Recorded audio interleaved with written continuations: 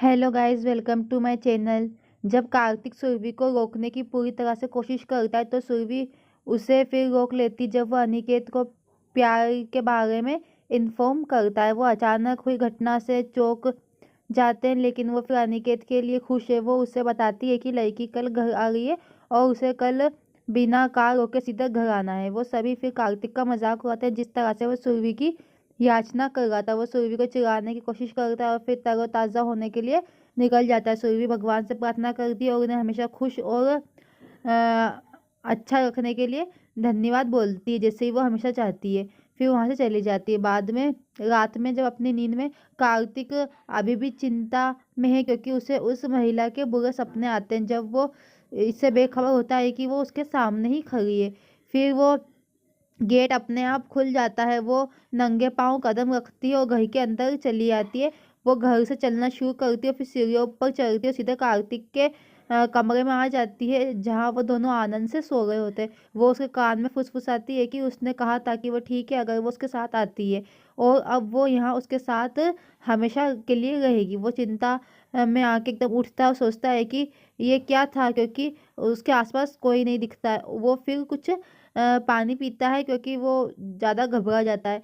फिर वो पूरी तरह से उलझा हुआ रहता है और खिड़की के वहाँ जाता है। फिर उसके ठीक पीछे वो बेखबर रहता है कि वो उसके पीछे ही है। वो वापस फिर सो जाता है, जबकि उसके बेड के बगल में रखी पीन वाली गेंद को नहीं देखता है। फिर अगले दिन जब सुरभि सबको खिलाती है खाना, जब अनिकेत डाइट को लेकर सचेत रहता है।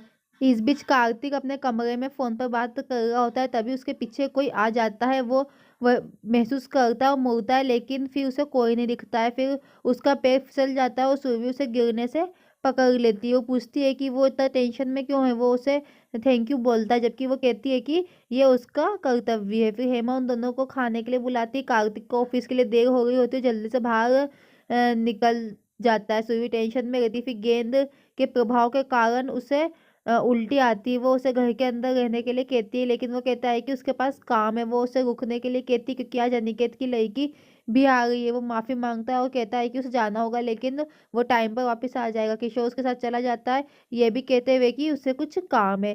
फिर जैसे ही उन्हें कागजात मिलते हैं, फिर वो जब कंस्ट्रक्शन के लिए कार्तिक किशोर से वकील को पेपर्स दिखाने के लिए कहता है और उन्हें प्रूफ रीड करवाता है, ताकि वो सौदे को अंतिम रूप दे सके। फिर बात करते करते कार्तिक फिर खो जाता है। किशोर पूछता है क्या बात है, वो उसे फिर विचलित करता है। फिर घर जाते समय कार्तिक को फिर से सुरभि का फोन आता है, जिसमें वो पूछती है कि वो कहाँ है। वो कहता है कि वो वापस आ रहा है। वो उसे अनिकेत की लड़की के लिए एक अच्छा गिफ्ट लाने के लिए कहती है। वो उसे फिर रोमांटिक रूप से छेड़ना शुरू कर देता है, जबकि वो उसे जल्द आने के लिए कहती है। वो उसकी बात मान लेता है। फिर अचानक एक बुरा आदमी कार्तिक की कार के सामने आता है। जब वो काम पर जा रहा होता है, फिर बुरा आदमी उसे हवेली तक जाने के लिए उससे मदद मांगता, ताकि वो वहाँ तुरंत दवा ले सके। फिर पूरी तरह से शिकायत करते हुए कि उसे दोष नहीं दिया जाना चाहिए, क्योंकि ये पूरी तरह से उसकी गलती है।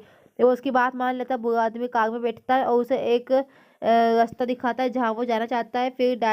फिर वाइपर अपने आप हिलने लगते हैं। कार्तिक फिर रात को लड़की के साथ जाने वाली हेडलाइट्स के बारे में बताता है। कार्तिक पूछता है कि कौन बीमार है, और वो बताता है कि ये उसकी बेटी है। कार्तिक वही देखता है जो वो दिखाता है।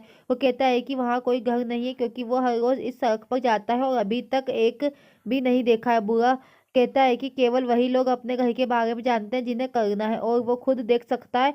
वो अपनी टूटी और रुकी हुई घड़ी पर कुछ देखता है, फिर वो उसे नीचे उतारता और चलने लगता है। जैसे ही वो नीचे उतरता है, वाइपर रुक जाता है। वो उलझा हुआ रहता है। अचानक कहीं से उसे एक पस्त हवेली दिखती है। फिर वो सोचता है कि निश्चित रूप से ये एक गिरोह चोरी रैकेट है, जिसमें वो कई लोग शामिल है जो निर्दोष लोगों को बेवकूफ बनाते हैं। वो पता लगाने के लिए फिर दृढ़ हो जाता है। इस बीच किशोर फिर कंस्ट्रक्शन वाली जगह पर पहुंचता है और एक कार्यकर्ता से कार्तिक के बारे में पूछता है। उसे पता चलता है कि वो सुबह से नहीं आया है।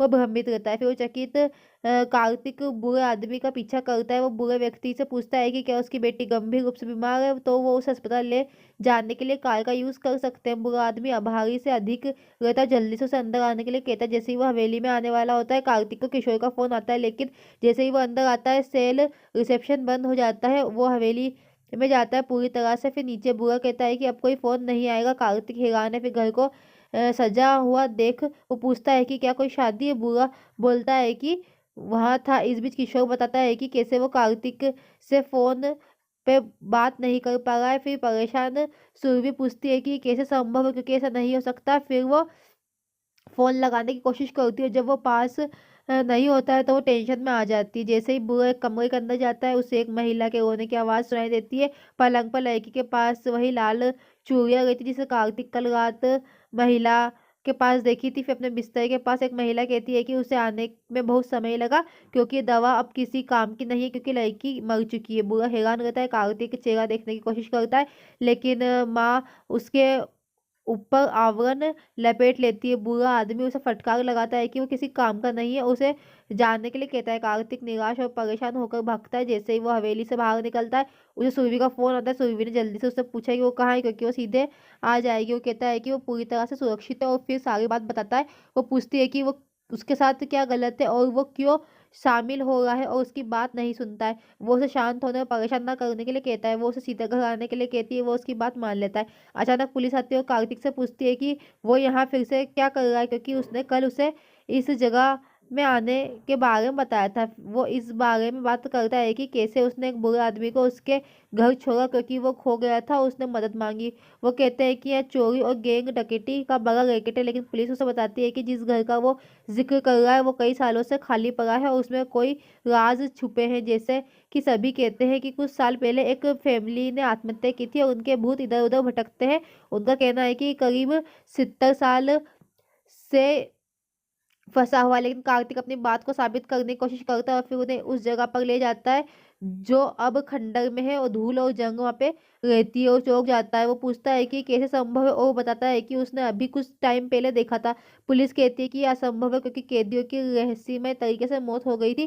कार्तिक फिर एनिमेटेड रूप से बात करता है, क्योंकि वो बात करता है कि कैसे उसकी बेटी का शव भी ऊपर के कमरे में पड़ा हुआ था। वो एक फर्नीचर के ऊपर से कवर हटा देता है और जो कुछ वो देखा है उसे खुद हैरान रह जाता है। ये उसी लड़की की फोटो रहती है, उसी माता पिता के साथ जिससे कार्तिक अभी अभी मिला था। वो जो कहता है, पुलिस इस बारे में बात करती है कि कैसे इस लड़की को वेदी पर उसके प्रेमी द्वारा किसी अन्य महिला के लिए झुका दिया गया था और वो इसे सहन नहीं कर सका और आघात के कारण अपनी जान दे दी। पुलिस कहती है कि माता पिता ने खुद को मार डाला और तब से वो अलग अलग है। कार्तिक विश्वास करने से मना करता है, लेकिन पुलिस तथ्यों को बताती है और उसे घर के अंदर फिर से कदम नहीं उठाने के लिए कहती है, क्योंकि ये काफी रहस्यमय है। जैसे ही वो जाते हैं, वो पायल बजने की आवाज सुनता है। कार्तिक पूछता है कि क्या उन्होंने अभी कुछ सुना, लेकिन पुलिस कहती है कि उन्होंने कुछ नहीं सुना। फिर वो वहां लड़की की उपस्थिति से बेखबर रहता है और बाहर निकलते हैं।